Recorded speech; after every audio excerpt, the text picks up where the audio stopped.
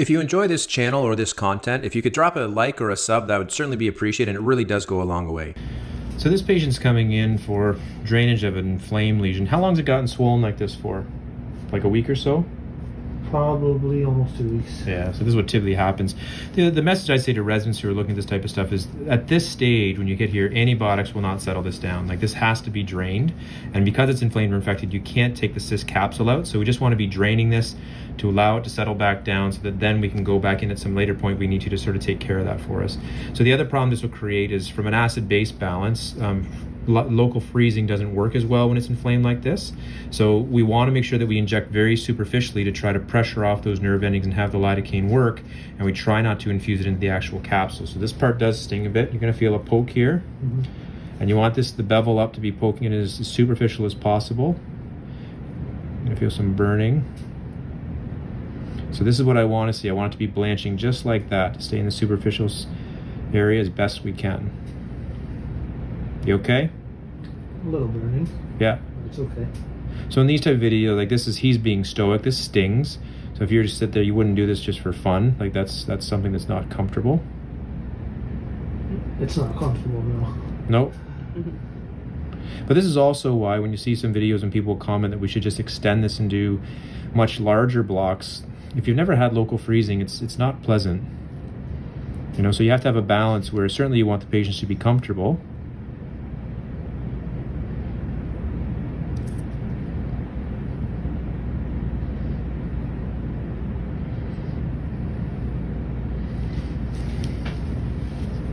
Now I'm going to add a little bit into just to try to get to a deeper, slightly deeper layer.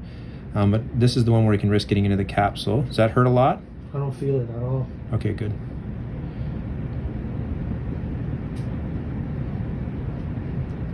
I see that. So that's when I just, the difference between where I was in the middle layers and then when I was actually into the cyst. So you saw that puncture ruptured a little bit.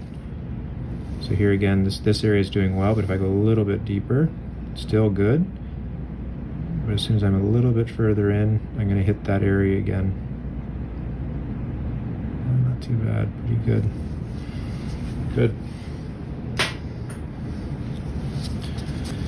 So does that hurt when I do that? I don't feel it. No pain, good. So this is our number 11 blade. This is the one we use for puncturing. And so this area, look at, this is the area that was most fluctuant, and also because there's a puncture, I'm going to be going along that line.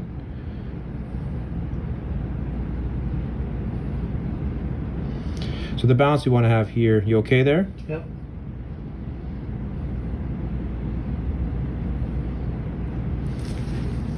So we want to have an incision that's big enough to allow this to drain. So you can see there that's keratin. So this is definitely a cyst as opposed to just an abscess.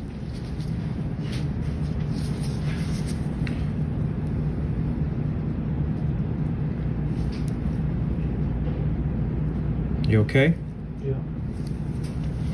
So obviously it's going to be somewhat uncomfortable because I have to put pressure on those surrounding areas, and that's hard for them. So I want to be gently putting that pressure in different directions to get that to push out as much as possible.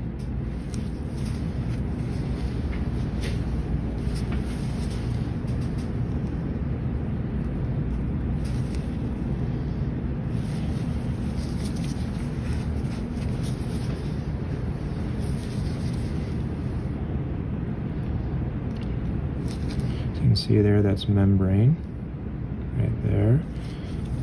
And this is what ends up happening. This is why we can't take it all out. The membrane is just friable like that, breaks off in pieces. So intuitively, to take, if you want to try to get this out, you'd have to have a much, much bigger incision, and you'd have to, is that hurting too much? I don't feel it. Okay, good. And you have to be digging after a lot larger section, because it's a lot like a balloon that's inflated when the cyst gets inflamed or infected. And you try to avoid those big incisions from a cosmetic perspective as well. So then I try and use a curette. Now you can use a curette. He seems to have decent anesthesia.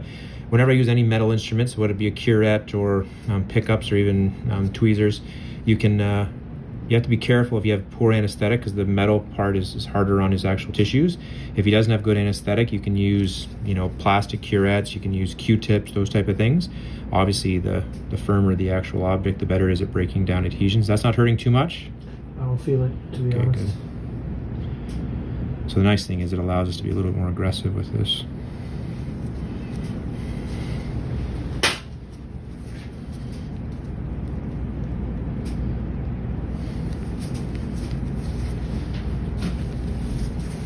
So once I've done that, I'm going to irrigate this.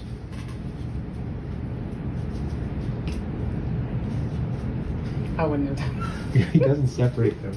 And then he opens the tops, which just sets me up for a... All right. So what I was just laughing at, the nurse I'm working with today didn't separate these, so I just spilled it all over myself, and that's okay. Let me put these down here.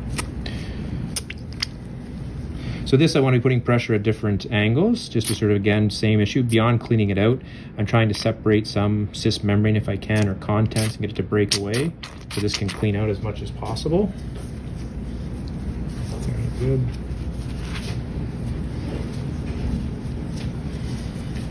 Maybe it's a joke he's playing on me. He's just, he knows it is.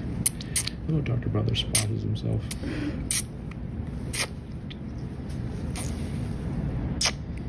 You're still comfortable? Yeah. Very good.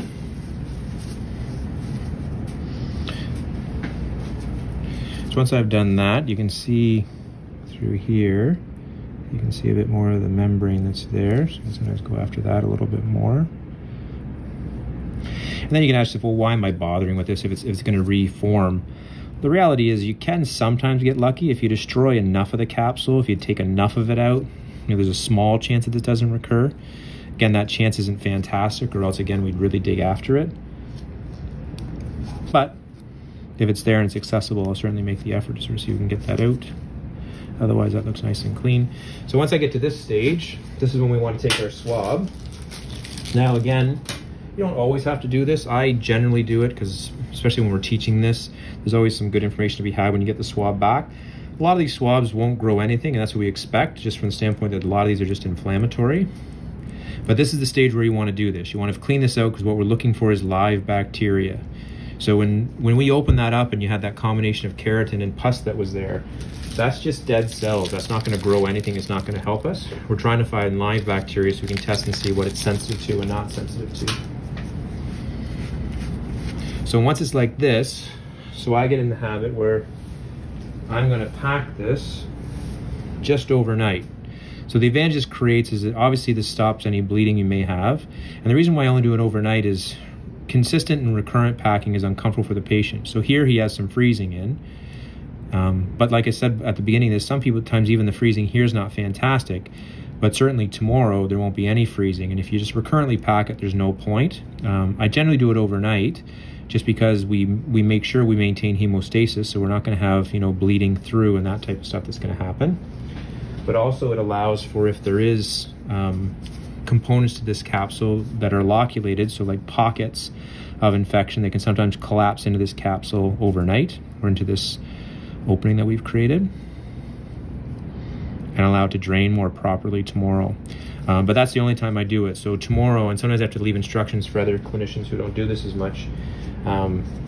You want to make sure that you only do it for tomorrow and that's it. So when I'm clipping this, a mistake to be made, and sometimes I've made this before too. Now these are clean scissors.